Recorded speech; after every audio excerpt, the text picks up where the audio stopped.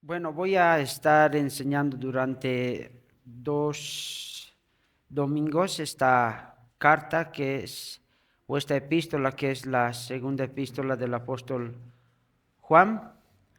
Lo voy a estar haciendo en 2 partes y para eso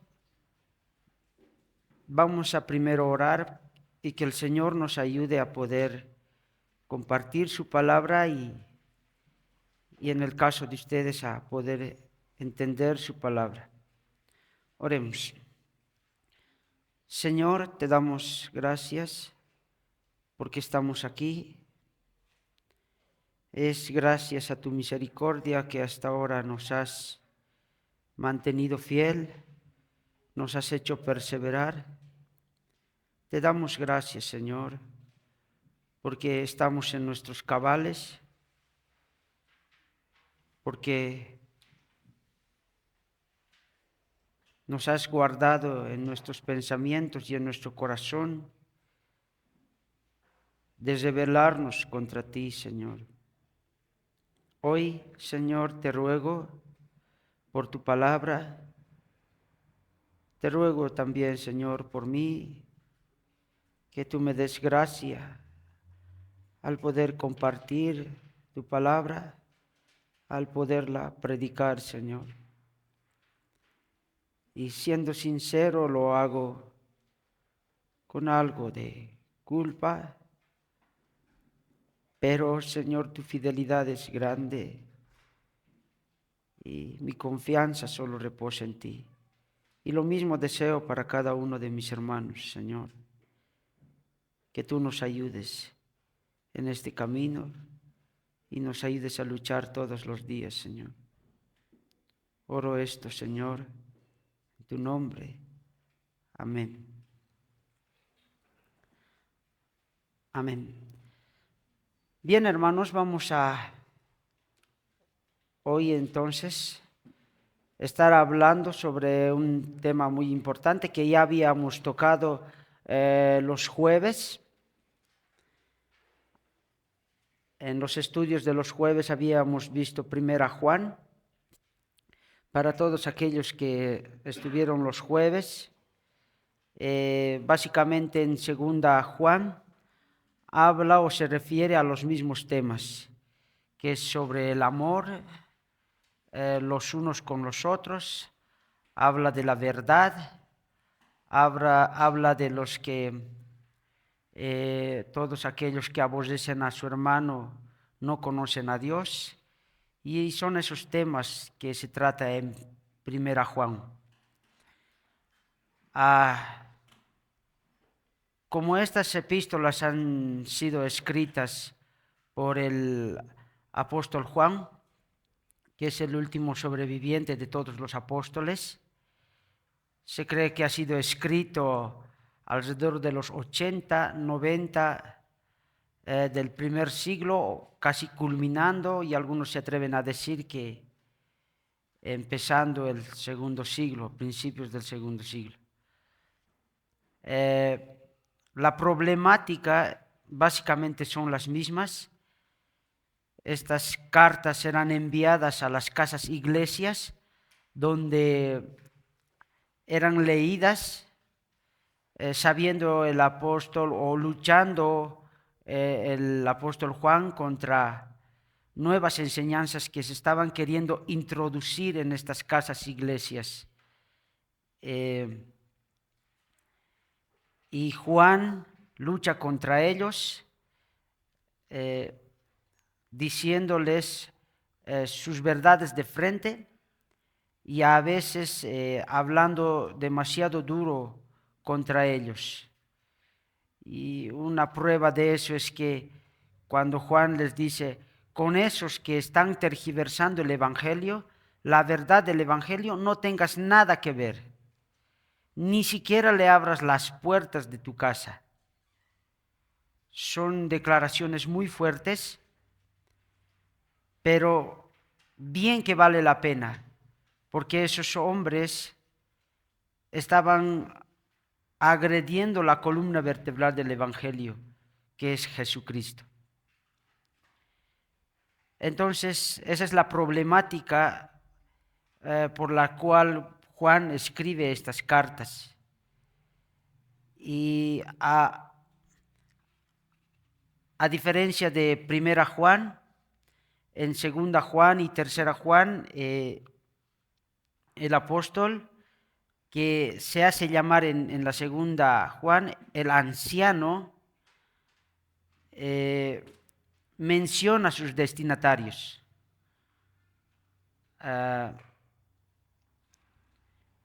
Menciona a sus destinatarios diciéndoles, y vamos a leer el pasaje que hoy vamos a estar tratando, y dice Segunda Juan, capítulo 1, del verso 1 al 6, dice: el anciano a la señora escogida y a sus hijos, a quienes amo en verdad, y no solo yo, sino también todos los que conocen la verdad, a causa de la verdad que permanece en nosotros y que estará con nosotros para siempre.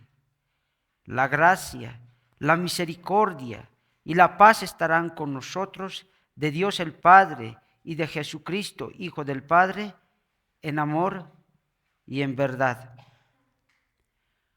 Verso 4. Mucho me alegré al encontrar a algunos de tus hijos andando en la verdad, tal como hemos recibido mandato del Padre. Ahora te ruego, Señora, no como escribiéndote un nuevo mandamiento, sino el que hemos tenido desde el principio, que nos amemos unos a otros. Y este es el amor, que andemos conforme a sus mandamientos. Este es el mandamiento, tal como lo han oído desde el principio, para que ustedes anden en él.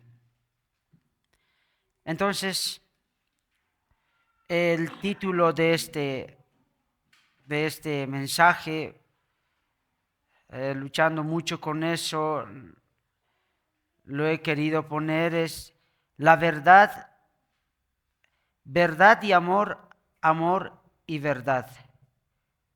Y la razón por que estuve eligiendo este título es porque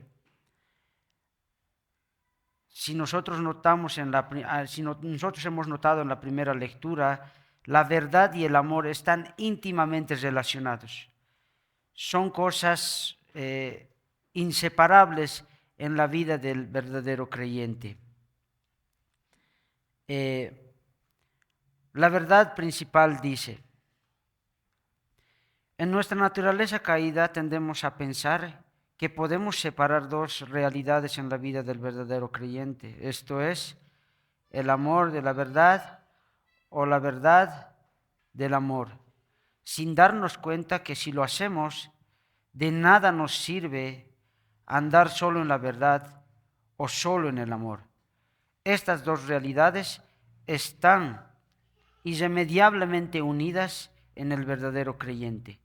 No se pueden separar. Entonces, como introducción habíamos dicho que es evidente la autoría de esta carta, el apóstol Juan, que se hace llamar el anciano,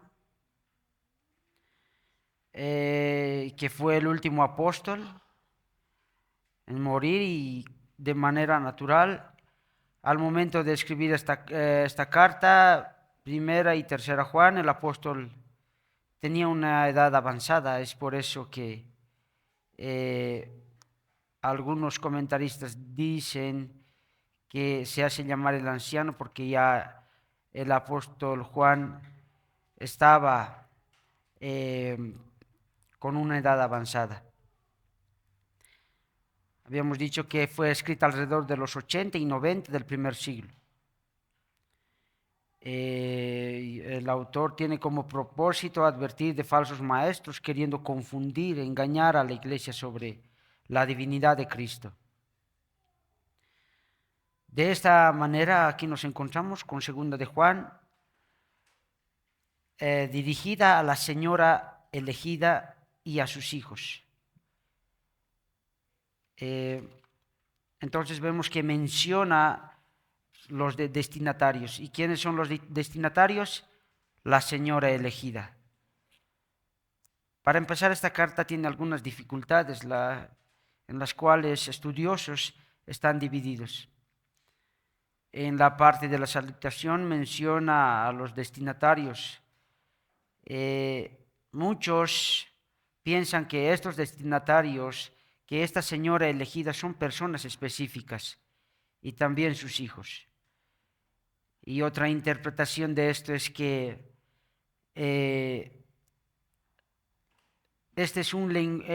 Juan está usando un lenguaje metafórico, donde cuando dice a la señora escogida, en realidad se está refiriendo a una iglesia, y a sus hijos quiere decir a sus miembros, a todos los que pertenecen a esa iglesia.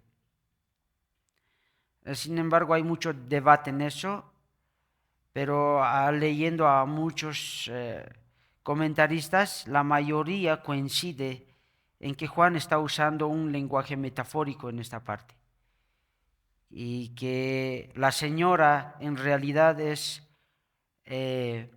una iglesia y sus hijos sus miembros. También algunos interpretan que el anciano, cuando dice aquí el anciano, es que piensan que el apóstol Juan podía haber estado fungiendo como anciano de una iglesia, lo cual también se podría descartar porque en ese tiempo Juan era visto como un líder, como el último de los apóstoles, y es por eso que él, por su avanzada edad, se hace llamar o lo llaman el anciano, y esto por el honor que él llevaba, ¿no? Porque era el último apóstol en ver y en estar con Jesucristo.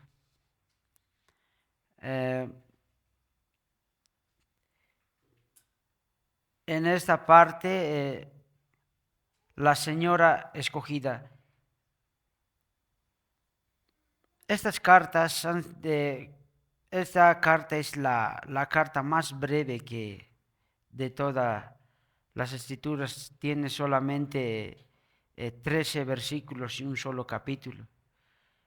Entonces, se podría decir que Juan está escribiendo a esta iglesia con urgencia.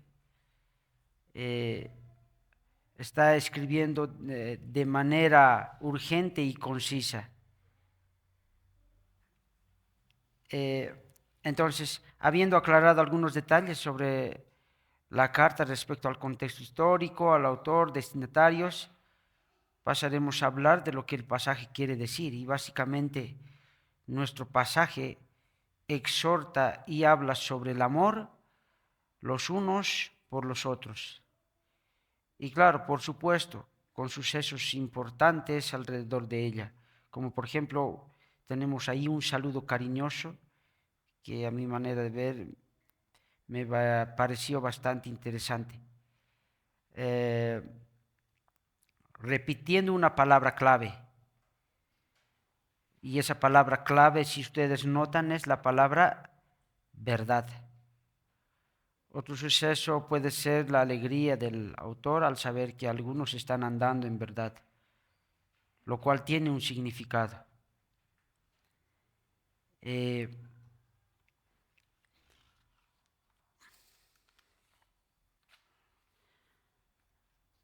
Personalmente me inclino, entonces, como habíamos dicho, que yo leyendo la carta me inclino más a pensar que esta señora es una iglesia, porque en la despedida, en el versículo 13, Juan vuelve a repetir y dice: te saludan los hijos de tu hermana la escogida, lo cual quiere decir que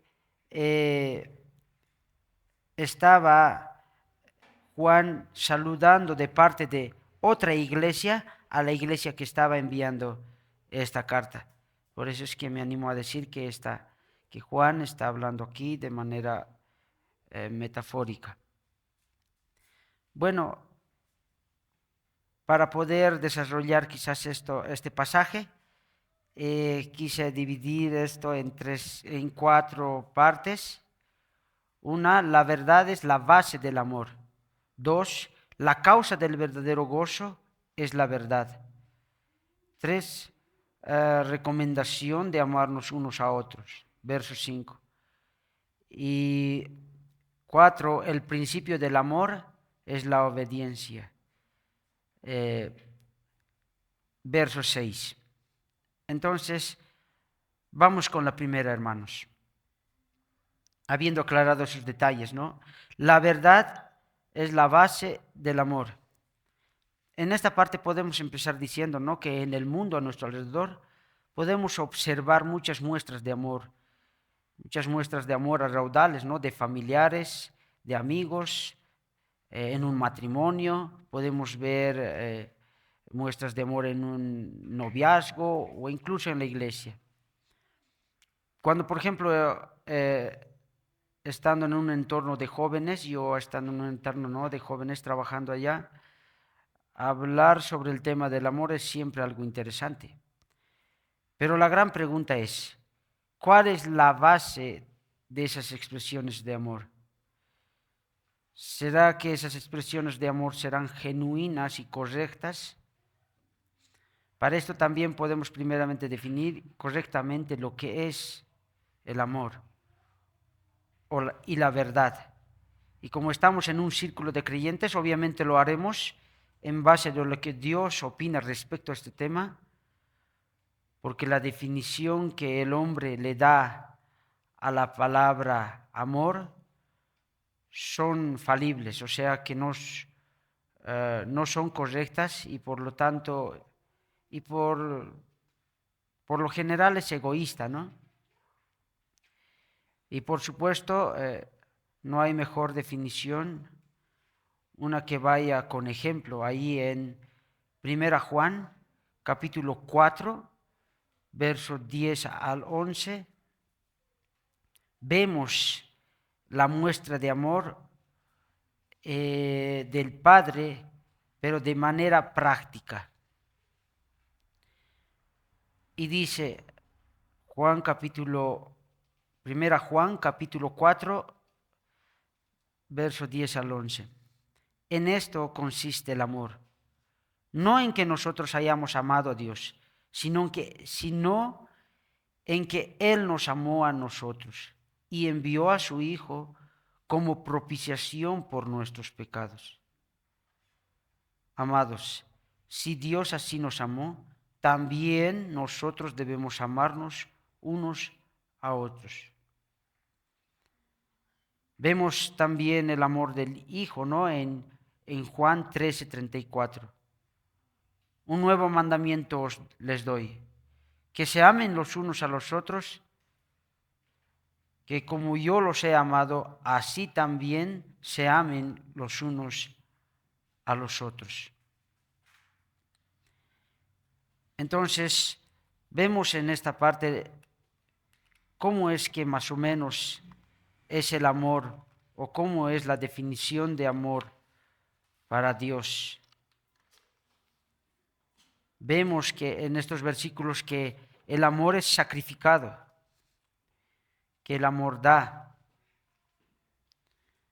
que el amor no recibe o no espera nada a cambio. En esto conocerán que son mis discípulos, dice el Señor, si tienen amor los unos a los otros. Bueno, algunos comentarios respecto a este pasaje o a estos pasajes. No simplemente el Señor al venir perdonó nuestros pecados, sino que al mismo tiempo nos otorgó vida eterna. Y eso es increíble pensar que es así, porque nosotros conocemos nuestras vidas, conocemos cuánto le fallamos al Señor, que aún siendo creyentes, muchas veces dudamos de su cuidado para con nosotros. Ahora bien, hablamos respecto al amor, pero no olvidemos tratar de la palabra más importante, y esta palabra es verdad. Y es esa palabra verdad que se repite 4 veces en la parte del saludo. 4 veces.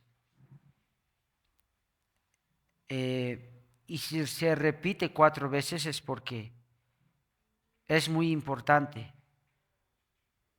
Porque sabemos que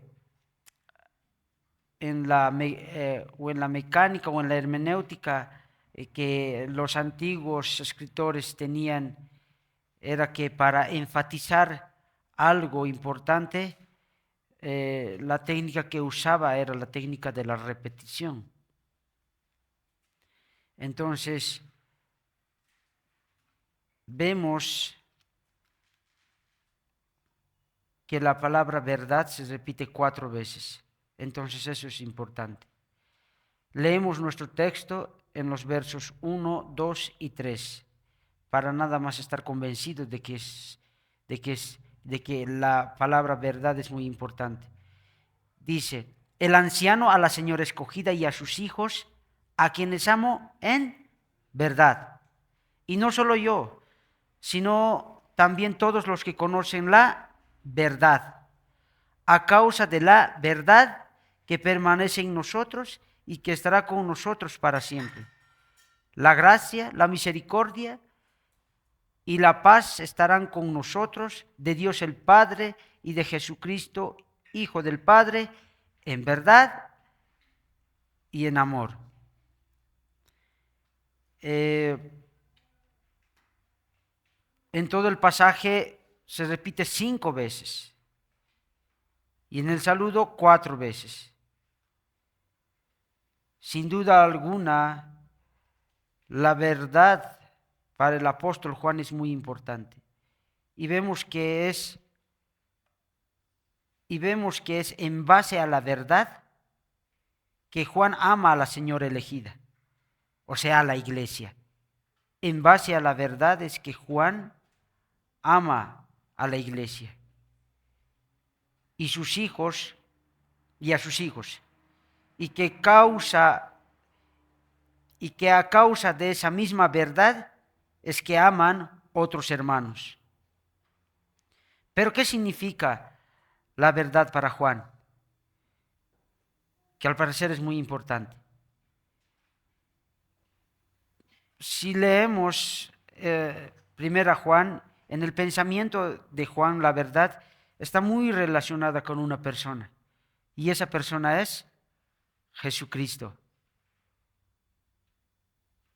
En el Evangelio de Juan, Jesús se describe a sí mismo como la verdad.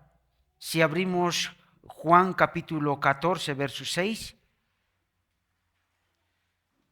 Jesús hablando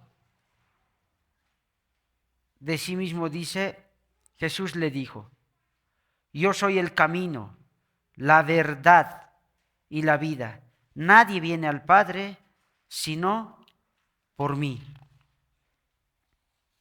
Entonces, vemos como una definición de Jesús que Él es verdad. John MacArthur dice que la verdad se refiere a los fundamentos básicos de la fe que Juan discutió en 1 Juan. Y esos fundamentos son creencia correcta en Cristo, obediencia y amor. La razón por la que llamé a este primer encabezado es la verdad, la base del amor, es porque creo plenamente que sin conocer la verdad es imposible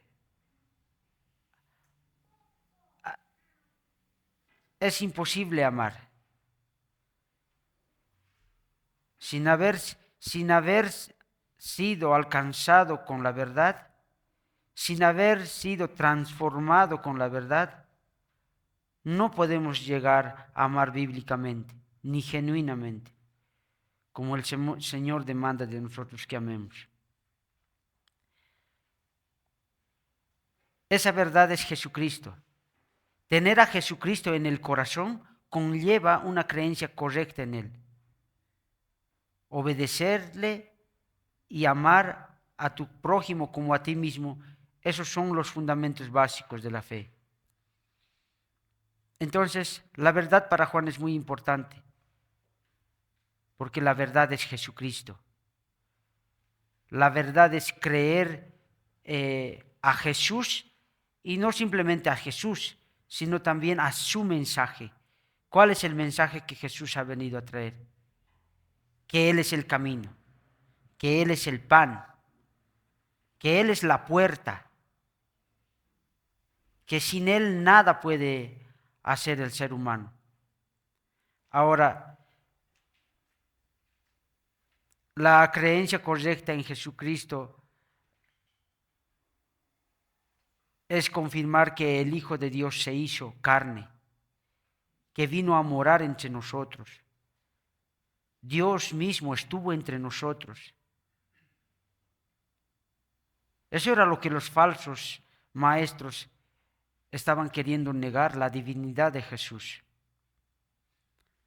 Dice en Juan 1, en Juan capítulo 1, del 1 al 4. Lo que existía desde el principio, lo que hemos oído, lo que hemos visto con nuestros propios ojos, lo que hemos contemplado y lo que han tocado nuestras manos. Esto escribimos acerca del Verbo de vida. Y la vida se manifestó.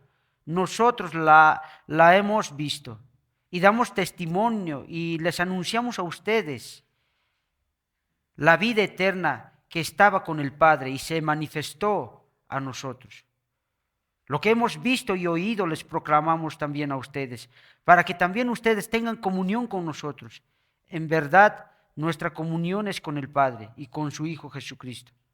Les escribimos estas cosas para que nuestro gozo sea completo. Es así que empieza 1 Juan.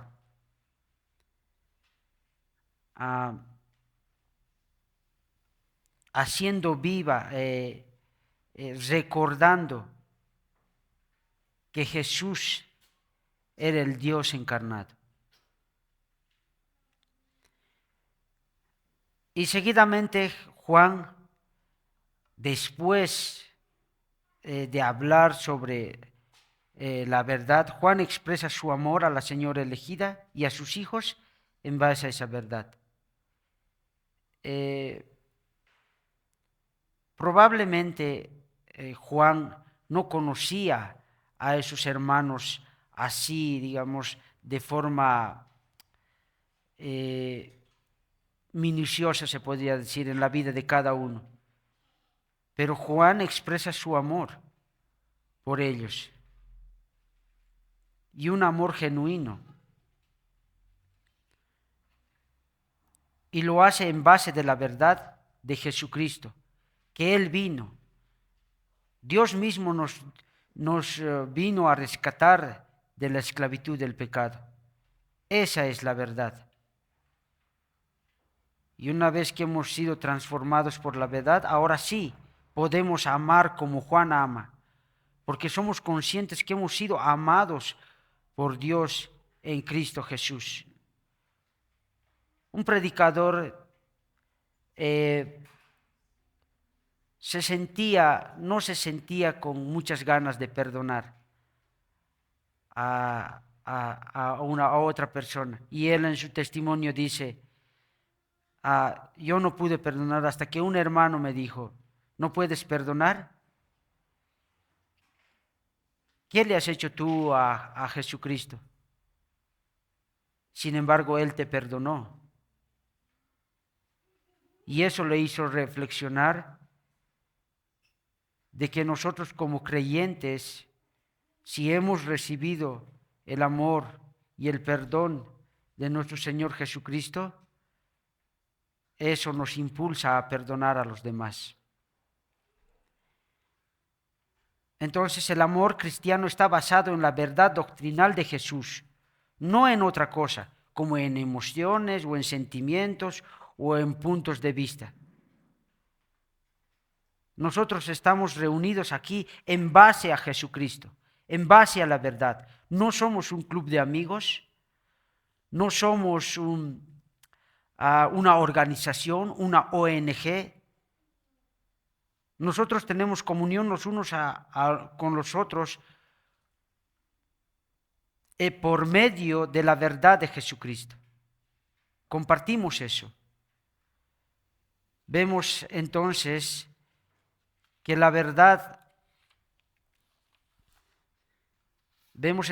la condición básica para la unidad, ¿qué nos une a nosotros? Cristo, la verdad. Eso es lo único que nos une. No es otra cosa. Si tenemos a Cristo, entonces somos amados. Tenemos capacidad de amar. Yo confieso aquí que no conozco a algunos hermanos, pero porque tienen a Jesucristo en el corazón, el Señor nos impulsa a amar. Es algo increíble. Como con alguien que nos encontramos que profesa ser creyente, que aunque no le conocemos, pero comparte nuestra fe, venimos a ser amados. Esta semana estuve comprándole a un señor que estaba vendiendo helados. Muy alegre el caballero. Y decía, justo un hermano estaba despidiéndose de mí. ¿Qué tal, hermano? ¿Cómo estás? ¿Cómo estás? Hasta luego, así. Y él me decía, ¿tú eres creyente? Sí, le digo. Y yo le pregunto, ¿y tú también? ¿Y tú eres creyente? Claro, por supuesto que sí. ¿Cuándo podemos hablar? Y ya había una comunión al instante. Es así cuando, digamos, nosotros compartimos la misma fe.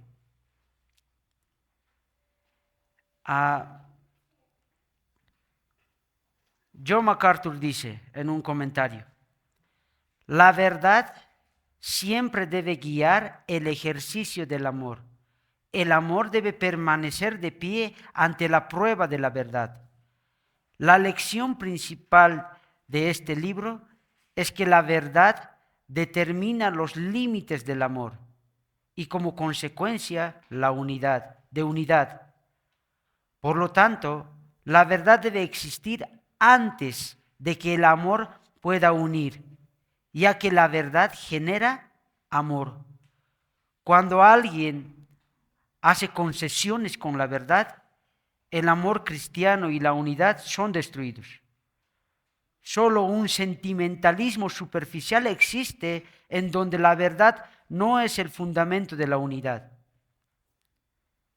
Observamos entonces que la verdad de Jesucristo es fundamental e innegociable, porque donde la verdad es tergiversada, se acaba la unidad. Una vez que la verdad está en nosotros y que estamos convencidos respecto a Jesús y su obra, entonces nos alegramos cuando otros están andando en la verdad. Y la pregunta es, para todos aquellos que aún no han experimentado el ser alcanzados por la verdad,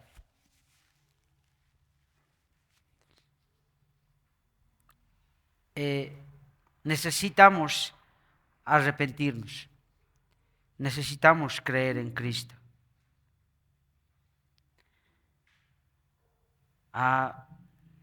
Ahora se dan cuenta, hermanos, cuán entrelazados estamos, cuán unidos estamos, que no hay nada que va a poder separarnos, no hay distancia, no hay cosa alguna que nos pueda separar, porque estamos unidos en la verdad. Estamos unidos en Él. Punto 2. La causa del verdadero gozo es la verdad. El pasaje dice en el verso 4: mucho me alegré al encontrar a algunos de tus hijos andando en la verdad, tal como hemos recibido mandamiento del Padre. En este versículo el autor se alegra de que algunos de los hijos de la señora escogida estén andando en la verdad, conforme al mandamiento que habían recibido del Padre. Y nuevamente, la causa del gozo del anciano, del autor, es la verdad. Es la verdad hecha realidad en los creyentes. Y es lo mismo que sucede, ¿no?, con Pablo, que se siente feliz y agradecido por los hermanos, por ejemplo en Roma. Allá en Romanos 1:8, el apóstol Pablo dice: en primer lugar, doy gracias a mi Dios por medio de Jesucristo por todos ustedes, porque por todo el mundo se habla de su fe. Yo no he conocido muy bien al hermano que está de misionero en otro país, en Ginebra, si no me equivoco, en Nepal. Pero algunos me comentaban cuánto amor se tenían los unos a los otros. Justo cuando llegué, él creo que sí ya se estaba yendo. Pero yo me imagino en los corazones de los que han llegado a conocer a los hermanos, cuánto aprecio y cuánto amor se tienen los unos a los otros, o entre ellos. Entonces, la verdad para Juan aquí es por eso que recalca tantas veces, es muy importante. Y también en Filipenses 1:3 dice: doy gracias a mi Dios siempre que me acuerdo de ustedes. Doy gracias a mi Dios siempre que me acuerdo de ustedes. Yo tengo muy buenos amigos en la iglesia de donde vengo. Y de verdad quisiera volver a verlos y estar en comunión con ellos. Es eso lo que se siente cuando compartimos una fe. Ahora solo una pregunta. Cuando nuestros pastores se acuerdan de nosotros, ¿sentirán alegría o tristeza? Y yo personalmente estoy arrepentido y pido perdón si es que he sido motivo de tristeza para mis pastores. Porque más allá de estar en la verdad, puedo causar tristeza cuando no estoy andando con diligencia en la verdad. Y no es porque queramos alegrar a nuestros pastores, pero el Señor se duele cuando nosotros no nos estamos esforzando, cuando nosotros no estamos haciendo lo suficiente. Aquí el apóstol Juan, el anciano, se alegra porque muchos estaban andando en la verdad, algunos de sus hijos andando en la verdad.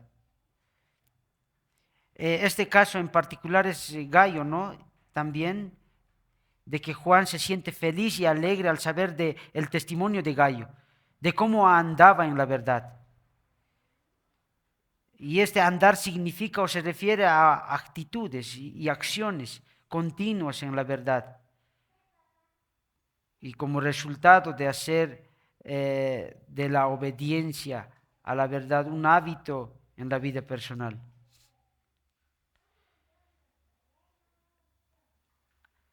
Sin embargo, aunque el anciano se estaba alegrando por algunos que estaban caminando en la verdad, pareciera ser que no todos estaban caminando en la verdad.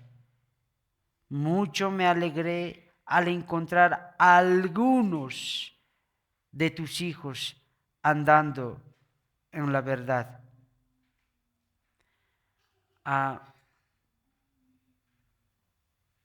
Nuestro pasaje dice que solo algunos de sus hijos estaban caminando en la verdad, lo cual es cierto en muchas iglesias. No todos, lamentablemente, estamos caminando en la verdad.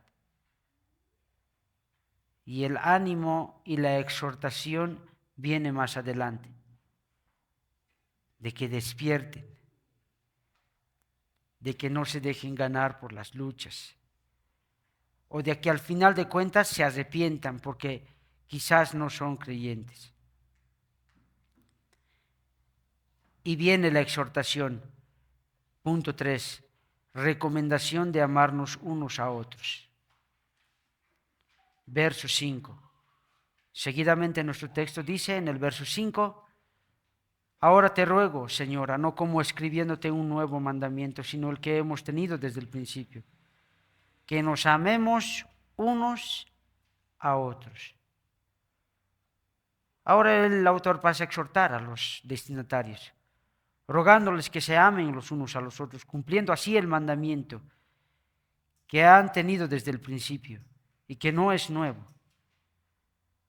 Después de que el autor enfatiza sobre la importancia de la verdad, la importancia de estar en la verdad, repitiendo esta palabra muchas veces, ahora los exhorta que se amen los unos a los otros. Y es esta parte donde el anciano deja notar que la verdad está unida al amor, que son dos cosas inseparables. ¿Por qué les da el mandato? Porque les da el mandato de amarse unos a otros, lo cual es imposible sin conocer la verdad. En la iglesia podemos ver mucha apariencia de que nos amamos los unos a los otros. Pero si tú no conoces la verdad, si tú no has sido alcanzado por Jesucristo, por la verdad de Jesucristo, no has sido transformado, tu vida aparente de piedad y de amor los unos para con los otros es falsa.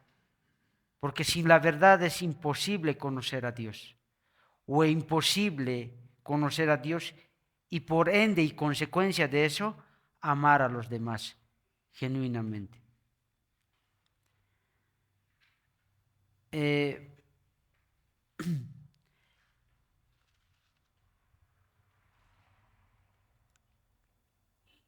Juan también dice que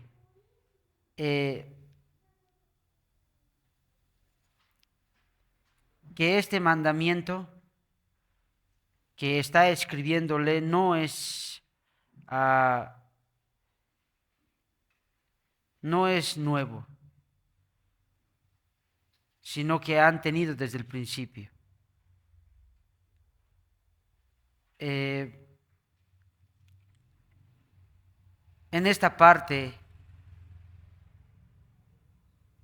quiero decir que cuán tentados nosotros estamos y cuán ansiosos quizás estamos a escuchar nuevas cosas.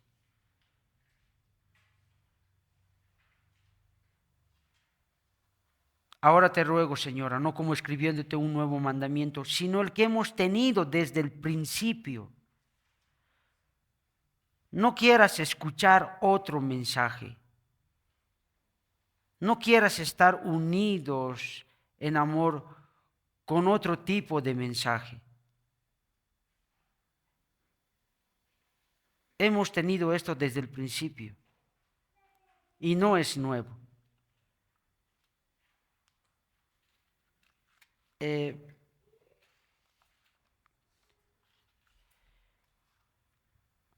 Podemos abrir a Juan, 1 Juan 2, 7, 11.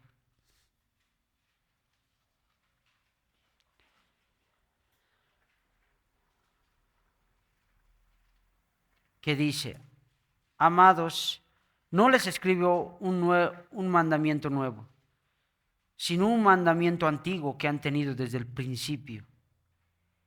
El mandamiento antiguo es la palabra que han oído. Y esto es el Evangelio. El Evangelio. Por otra parte, les escribo un mandamiento nuevo. ¿Qué quiere decir? Por otra parte, les escribo un mandamiento nuevo, el cual es verdadero en él y en ustedes, porque las tinieblas van pasando y la luz verdadera ya está alumbrando. El que dice que está en la luz y aborrece a su hermano, está aún en tinieblas. El que ama a su hermano permanece en la luz y no hay causa de tropiezo en él. Pero el que aborrece a su hermano está en tinieblas y anda en tinieblas y no sabe a dónde va porque las tinieblas han cegado sus ojos. En su comentario, la Biblia de las Américas dice sobre el mandamiento antiguo: el mandamiento de amarse los unos a los otros no es nuevo, sino que tiene su base en el Antiguo Testamento. Ahí en Levítico 19, 18. Solo que Cristo le da una nueva dimensión, colocándola junto con el mandamiento de amar a Dios.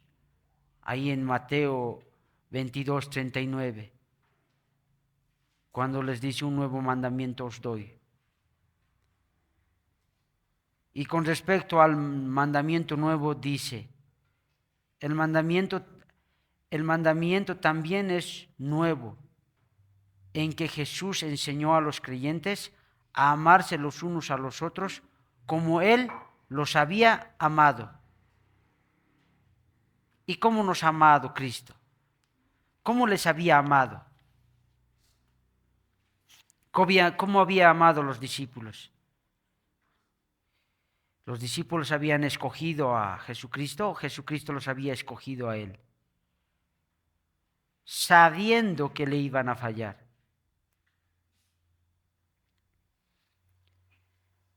Juan 13, 34 dice también: un nuevo mandamiento les doy, que se amen los unos a los otros. Y ahí está el pasaje. Punto 4. El principio del amor, la obediencia. ¿Cómo es que se principia el amor? Deseando obedecer sus mandamientos.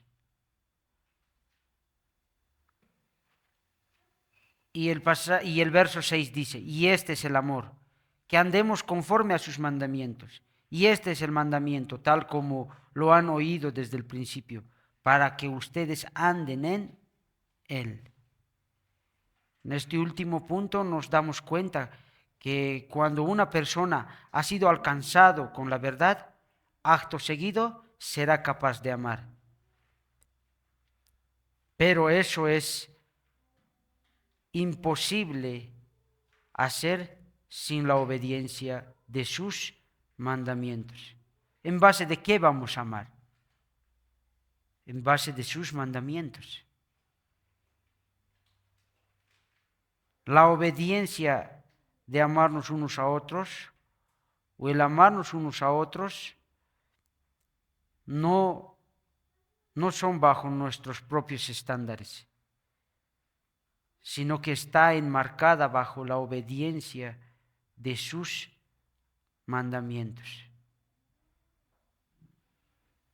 Nuestro amor no está basado en nuestras emociones. No es que amo más cuando estoy de buen humor y amo menos cuando estoy de mal humor.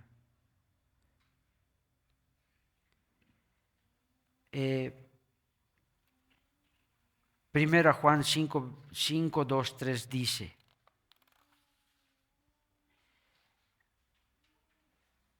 en esto sabemos que amamos a los hijos de Dios, cuando amamos a Dios y guardamos sus mandamientos.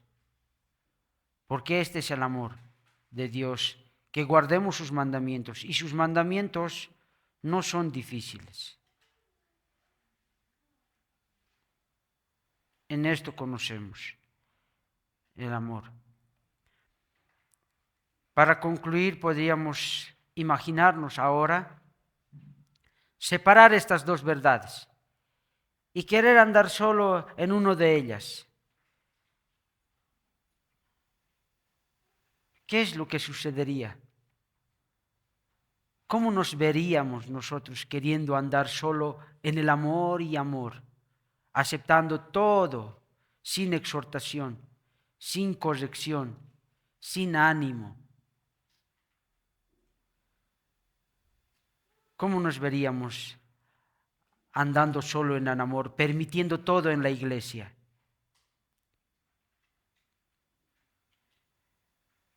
¿Qué es lo que sucedería? Es que la iglesia perdería su rumbo. Es que la iglesia no tendría un fin, sino que todo sería como correr y a ver a dónde llegas. Ahora, ¿cómo sería andar solamente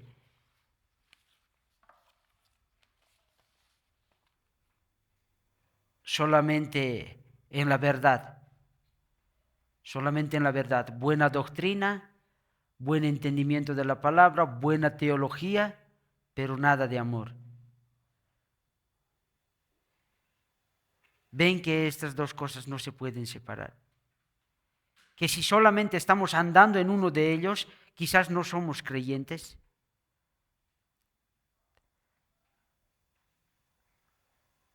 Ahora la pregunta es, ¿en qué me debo esforzar más? ¿En andar en el amor o en andar en la verdad? En ambas cosas, porque estas dos cosas son inseparables.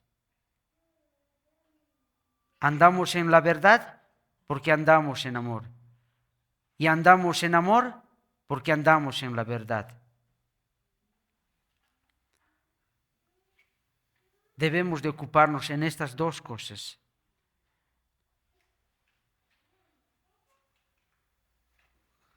¿Y cómo es que Cristo nos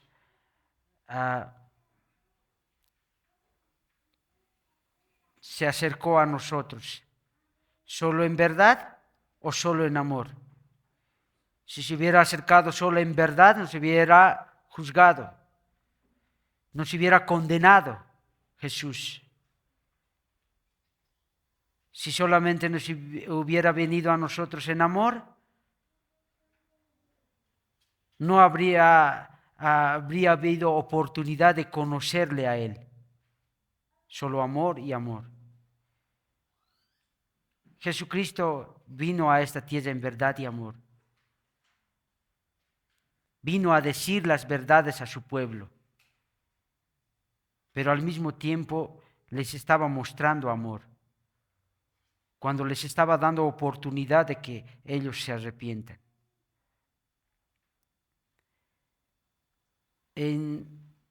Solo en la mirada de Cristo podemos ver verdad y amor. En esa escena cuando Pedro,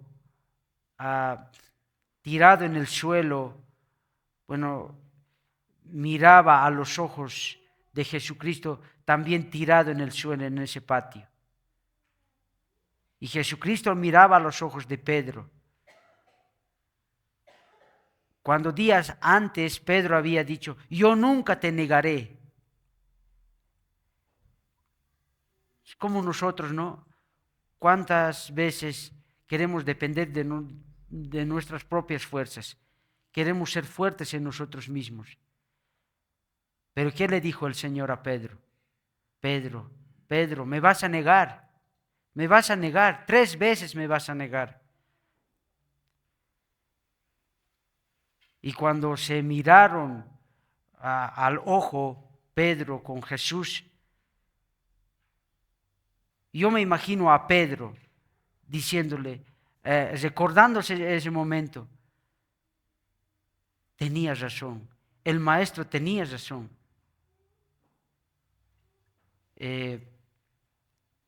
le he fallado. Pero al mismo tiempo Jesús no estaba condenando a Pedro, sino que con eso le estaba animando. Vuelve y anima a tus hermanos.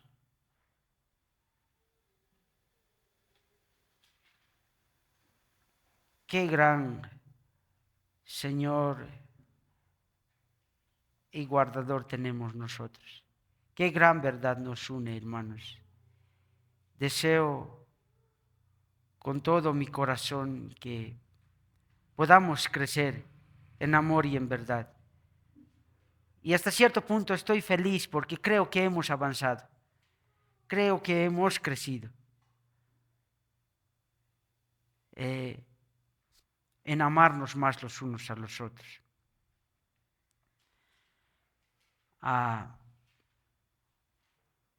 Entonces es de lo que se trata esto.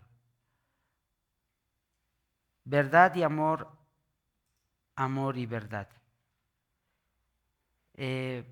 Ya para ir concluyendo, quisiera animarlos a no desmayar, a no tirar la toalla. Yo a un principio decía que estemos orando por los hermanos que estén pasando muchas dificultades. Y yo soy el primero en luchar con eso. La lucha es feroz. La lucha es como para decir lo dejo y buscar excusas. Que el Señor nos ayude a permanecer, hermanos. Podemos ponernos de pie.